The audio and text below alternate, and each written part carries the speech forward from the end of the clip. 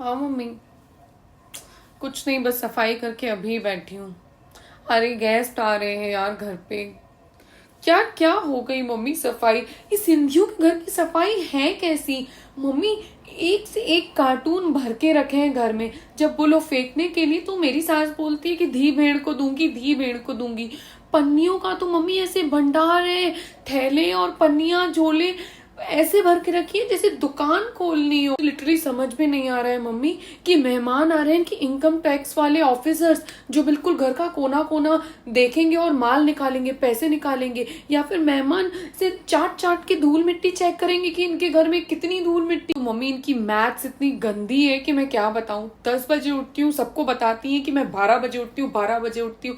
Mummy 2 घंटे का difference. तब मम्मी इतने भरे पड़े हैं किचन में, उसके बाद भी अगर एक कटोरी या एक चम्मच गुम हो जाता है ना तो बार बार वही